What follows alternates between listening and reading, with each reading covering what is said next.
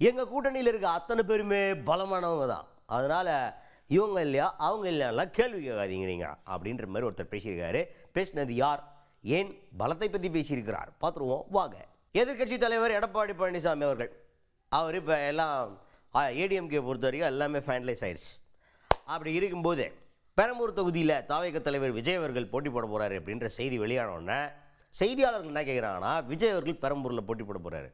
அதிமுக அங்கே வந்து நேரடியாக விஜய் எதிர்த்து போட்டி போட போகிறதில்ல போலியா, என்ன மேட்ரு அப்படின்ற மாதிரி, அதாவது கிட்டத்தட்ட விஜயை பார்த்து நீங்கள் பயந்துட்டீங்களா அப்படின்ற மாதிரி ஒரு கேள்வியை கேட்குறதுக்காக முற்பட்டாங்க. அதுக்கு எடப்பாடி பழனிசாமி அவர்கள் என்ன சொல்கிறாரு அப்படின்னு பார்த்தீங்கன்னா, ஏன் எங்கள் கூட்டணியில் இருக்கிறவங்க எல்லாருமே பலமானவங்க தானே, எல்லா கட்சியுமே பலமானவங்க தான். அப்போ அங்கே இப்போ போட்டிடுற வேட்பாளரும் பலமான வேட்பாளர் தான், என்ன பிரச்சனை? இப்போ நாங்கள் போட்டிட்டா தான் அங்கே வந்து போட்டியா? அப்படிலாம் இல்லையே, எங்கள் கூட்டணியில் இருக்க அத்தனை பேருமே பலமானவர்கள், அவங்கெல்லாம் போட்டிட்டா கூட எல்லாரையுமே தோக்கடிச்சிருவாங்க. பார்க்க தானே போகிறீங்க, பெரம்பூரில் மண்ணக்கவு விட போகிறாங்க அப்படின்ற மாதிரி பேசியிருக்காரு எடப்பாடி பழனிசாமி அவர்கள். இது என்ன கேள்வி? கூட்டணின்னு அமைத்த பிறகு எல்லாம் சமமாக தான் பார்க்கணும். இவர் பெரியவர் அவர் பெரியவர் அங்கே இடம் கிடையாது. எங்க கூட்டணியை பொறுத்த வரைக்கும் அனைவரும் சமம். எல்லா கட்சிக்கும் பலம் இருக்கின்றது. ஒவ்வொரு கட்சியும் சேர்ந்தால்தான் வெற்றி பெற முடியும். சிறுதுளி பெருவெல்லம். அதுக்கு அடுத்தது இப்போ அதிமுக அங்கம் வகிக்கக்கூடியவங்கள ஜான் பாண்டியன் உட்பட நிறைய பேர் இருக்கிறாங்க. அவங்கெல்லாம் என்ன மாதிரி சின்னத்தில் போட்டியிட போகிறாங்க? அதிமுக சின்னத்தில் போட்டிடுவாங்களா, இல்லை வேறு என்ன அவங்களுக்கு சுதந்திரமாக அவங்க என்ன விருப்பப்படுறாங்களோ அந்த சின்னத்தில் போட்டியிட்டுக்கலாமா அப்படின்ற மாதிரி ஒரு கேள்வியை முன்வைக்கிறாங்க செய்தியாளர்கள். அதுக்கு எடப்பாடி பழனிசாமி அவர்கள் என்ன சொல்கிறார் அப்படின்னு பார்த்தீங்கன்னா, திமுகவை குத்தி காட்டியிருக்கிறார். நாங்கள்லாம் ஜனநாயக முறைப்படி செயல்படுற கூட்டணிப்பா, இந்த திமுக மாதிரிலாம் நீங்கள் இதில் தான் போட்டிடணும் அதில் தான் போட்டிடணும்னு ரூல்ஸ் எல்லாம் போட மாட்டோம். நாங்கள் எல்லாரும் அவங்கவுங்க விருப்பப்படி என்னென்ன சின்னத்தில் போட்டி போடுறோமோ போட்டி போட்டுக்கலாம், அவளை ஃப்ரீயாக விட்டுருவோம் நாங்கள் அப்படின்ற மாதிரி ஒரு விளக்கத்தை கொடுத்துருக்கிறாரு எடப்பாடி பழனிசாமி அவர்கள். அதெல்லாம் விருப்பம், எங்களெல்லாம் திமுக மாதிரிலாம் கண்டிஷன் கிடையாது. எங்க கட்சியில் இருக்கிறதெல்லாம் ஜனநாயக முறைப்படி செயல்படுகிற கட்சி. அந்தந்த கட்சிகள் என்ன விருப்பம் இருக்குதோ அந்த கட்சியின் அடிப்படையில் போட்டியிடும். அதுக்கு அடுத்தது இப்போ அதிமுக தலைமையிலான ஒரு கூட்டணி இருக்குது திமுகவுக்கு எதிராக. இன்னொரு பக்கம் தாவேகா தனிச்சு போட்டிடுறாங்க, இன்னொரு பக்கம் நாம் தமிழர் கட்சி தனிச்சு போட்டிடுறாங்க. இப்போ செய்தியாளர்களுக்கு என்ன டவுட் வந்துருச்சு அப்படின்னா, திமுகவுக்கு எதிரான வாக்கு அப்படிங்கிறது ஒரு குறிப்பிட்ட பர்சன்டேஜ் தான் இருக்கும். இப்போ அதிமுக கூட்டணிக்கு எல்லா வாக்கும் வருமா, இல்லை 3 பங்குகளாக பிரிஞ்சு போயிருமா?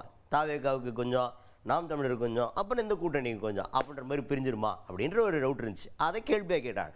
அதுக்கு எடப்பாடி பழனிசாமி அவர்கள் என்ன சொல்கிறாருன்னா, என்ன கேள்வி இது, உங்களுக்கு நாங்கள் சொல்லி எக்ஸ்பிளைன் பண்ணி புரியணுன்றது இல்லை. பிரதான எதிர்கட்சி யார்? அதிமுக. இப்போ எங்கள் கூட இருக்கிறவங்க எல்லாருமே முக்கியமான கட்சிகள், அவங்களுக்கு ஆல்ரெடி வாக்கு சதவீதம் இருக்குது. எங்கள் எல்லாருக்குமே ஒரு பர்சன்டேஜ் ஆஃப் ஓட்டு இருக்குது. அப்படி இருக்கும்போது திமுகவுக்கு எதிரான அனைத்து வாக்குகளும் எங்களுடைய கூட்டணி கட்சிக்குத்தான் வரும் அப்படின்றத உத்தரவாதமாக பேசியிருக்கிறாரு எடப்பாடி பழனிசாமி அவர்கள். ஊடக நம்பருக்கும் பத்திரிகை நம்பருக்கும் சொல்லி தெரிய வேண்டிய அவசியமே இல்லை. பிரதான கட்சி அதிமுக கட்சி.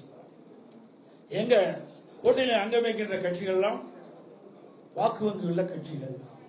நாங்கள் எல்லாம் ஒன்றாக சேர்ந்திருக்கின்றோம். எதிர்ப்பு ஓட்டு எங்க கூட்டணியில் அங்கம் வைக்கின்ற கட்சிகள் போட்டிக்கின்ற தொகுதிக்கு தான் கிடைக்கும். அதில் எந்த மாறுபட்ட கருத்து கிடையாது. அதுக்கு அடுத்தது செய்தியாளர்களில் ஒருத்தர் என்ன சொன்னார்னா, தேர்தல் நேரத்தில் நிறையா பிரச்சனை எல்லாம் போயினுக்குது, ஜிபேலெல்லாம் காசு அனுப்புகிறாங்கன்ற குற்றச்சாட்டு வருது. ரீசெண்டாக போன எலெக்ஷன்லலாம் நீங்கள் பார்த்தீங்கன்னா மக்கள் எல்லாத்தையும் கூடாரம் போட்டு அடைச்சி வச்சு சாப்பாடெல்லாம் போட்டு வெளியிலலாம் போடாமல் வச்சுருந்தாங்க. அந்த மாதிரி பிரச்சனையும் இங்கே இருக்கிறதாகவும் எலெக்ஷன் கமிஷனில் குற்றச்சாட்டுகள் வச்சுருக்கிறாங்க.